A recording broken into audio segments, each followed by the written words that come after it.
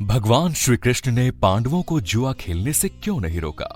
दोस्तों, उद्धव गीता में वर्णित एक कथा के अनुसार भगवान श्री कृष्ण के सारथी उद्धव ने भगवान श्री कृष्ण से पूछा कि हे कृष्ण, जब आप पांडवों के प्रिय मित्र थे और पांडवों के सलाहकार भी थे, साथ ही आप भूत, वर्तमान व भविष्य के भी ज्ञाता हैं, आपकी बिना मर्जी के सृष्टि का एक पत्ता भी नहीं हिल सकता, तो आखिर सब कुछ जानने के बावजूद भी आपने पांडवों को जुआ खेलने से क्यों नहीं रोका?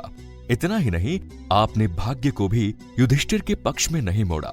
आप चाहते तो ना ही पांडव जुआ खेलते और ना ही ये युद्ध होता और ना ही इतना बड़ा विनाश। प्रभु, ऐसा आखिर क्यों? और आप सभा कक्ष में तब पहुंचे जब पांडव सब कुछ हार चुके थे। बल्कि आपने तब भी हस्तक्षेप नहीं किया जब द्रौपदी का चीरहरण होने लगा, जबकि उसकी लज्जा तो उसी वक्त चली गई जब उसके बालों को घसीटकर निर्वस्त्र करने के लिए सभा में उपस्थित सभी के सामने उसे छोड़ दिया गया। तो ऐसे में प्रभु, आपने क्या बचाया? अगर आपने संकट के समय अपनों की रक्षा नहीं की, तो आपको आपात बांधव कैसे कहा जा सकता है? कृपया आप मुझे इसके पीछे छिपे रहस्य को समझाइए।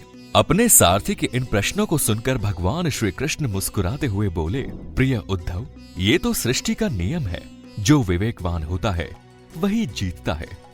उस समय सभा कक्ष में युधिष्ठिर ने दयूत कीड़ा को धर्म का आधार बनाया। वही दुर्योधन के पास विवेक था, परंतु धर्मराज युधिष्ठिर विवेकहीन और अहंकार में लिप्त हो गए थे, जिसकी वजह से युधिष्ठिर को खेल के दौरान अपना सब कुछ लुटाना पड़ा। दुर्योधन के पास जुआ खेलने के लिए पैसे और धन तो बहुत था, लेकिन उसके पास इस खेल का कोई अनुभव नहीं था। इसीलिए उसने अपने शकुनी मामा का सहारा लिया। ठीक इसी तरह अगर युधिष्ठिर भी पीछे हटकर मुझे आगे कर देते, तो ये खेल मामा शकुनी और मेरे बीच होता, और फिर इसका परिणाम किसके पक्ष में आता, इसका अंदाजा तो हम सभी लगा सकते हैं। परंतु युधिष्ठिर ने ऐसा ना करके स्वयं को खेल का महारथी समझा और मुझसे इस खेल के बारे में चर्चा तक नहीं की, जिसका परिणाम आप सबके सामने है।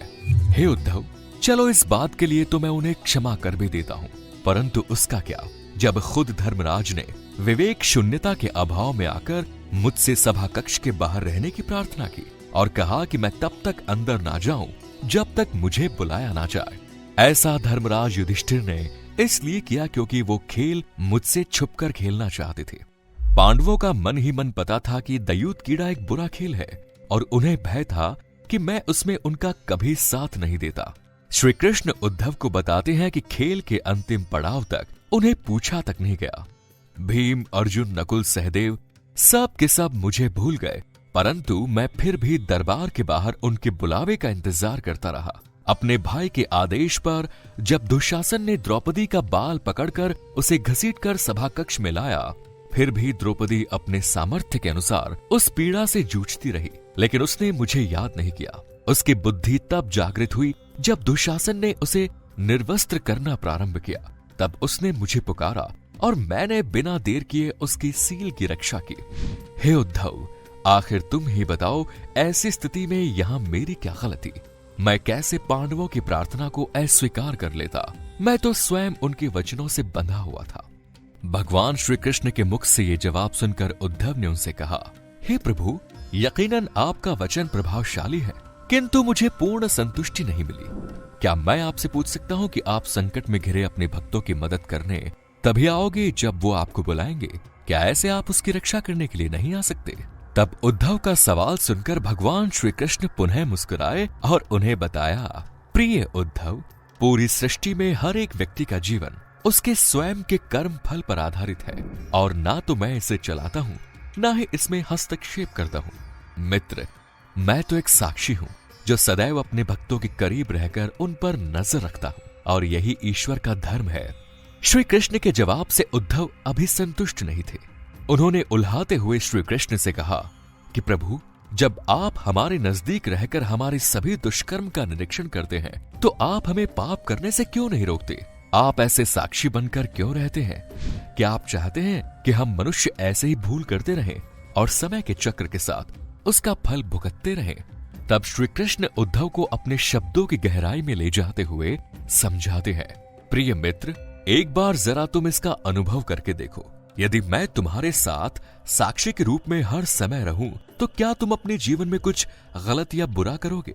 प्रिय उद्धव, तुम निश्चित रूप से कुछ भी बुरा नहीं कर सकोगे, परंतु जब तुम भूल जाते हो और ऐसा समझने लगते हो कि मुझसे छुपकर कुछ भी कर सकते हो, तब तुम मुसीबत में फंसते हो। धर्मराज युधिष्ठिर भी इसी अज्ञानता के शिकार हुए। उन्हें लगता था कि वो मेरी जानकारी के बिना छुपकर जुआ खेल सकते हैं। वहीं वो अगर ये समझ बैठे कि मैं प्रत्येक मनुष्य के साथ साक्षी रूप में उपस्थित हूं, तो क्या खेल का रूप आज कुछ और नहीं होता? उद्धव को अपने सारे प्रश्नों के उत्तर मिल चुके थे।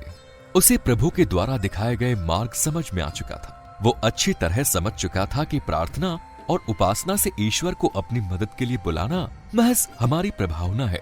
परंतु जैसे ही हमारे मन में ये धारणा आ जाती है कि ईश्वर के बिना संसार में एक पत्ता भी नहीं हिल सकता, तब हम उन्हें हकीकत में अपने नजदीक महसूस करते हैं।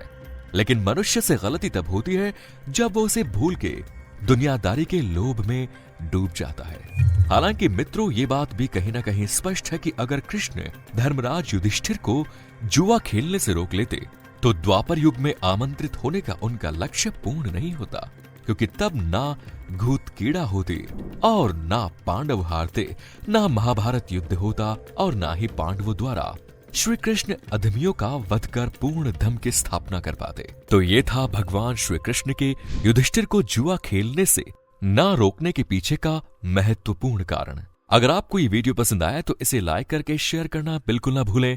धन्यवाद।